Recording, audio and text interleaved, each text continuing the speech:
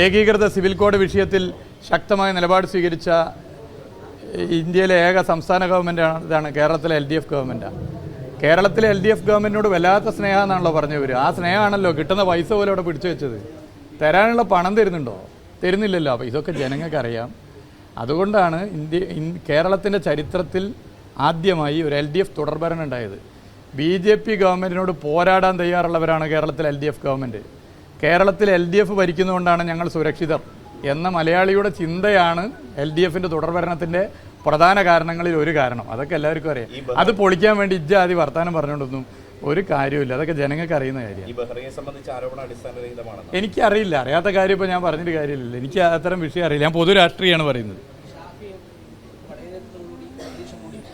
അല്ല, അങ്ങനെ നമ്മൾ ഒരാളെ ചെറുതാക്കി ഒരാളെ വലുതാക്കി ഒന്നും പറയുന്ന രീതി ഇടതുപക്ഷത്തിനില്ല. ഇടതുപക്ഷം ജയിക്കും. വടകരയായാലും കോഴിക്കോടായാലും LDF ജയിക്കും.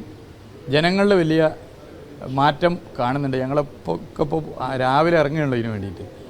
2019 പറ്റിയതൊരു അബദ്ധമാണ്. ഇടതുപക്ഷത്തിന് അംഗബലം വർദ്ധിപ്പിക്കണമെന്ന് ഇങ്ങോട്ട് പറയുകയാണ്. ഞങ്ങൾ അന്ന് 2019 കോൺഗ്രസിനെ വോട്ട് ചെയ്തത്. ഇത്തവണ നിങ്ങൾക്ക് ആ വോട്ട് ചെയ്യാൻ ഇങ്ങോട്ട് പറയുകയാണ്. ആ അനുഭവം വെച്ചാണ് പറയുന്നത്. ഓക്കെ, ഈ സമയമുണ്ടല്ലോ, എത്ര ദിവസം ഒരു LDFിൻ്റെ പ്രതീക്ഷ 2004 ആവർത്തിക്കും. 2004 രണ്ടൊരറ്റത്തും 4 നടുവിൽ 2 പൂജ്യമാണ്. 2024 ഒരു 2 4 അപ്പുറത്തുണ്ടെന്നുള്ളൂ. വേറെ വ്യത്യാസമില്ല. ഇത്തവണ 2004 കേരളത്തിൽ ആവർത്തിക്കും.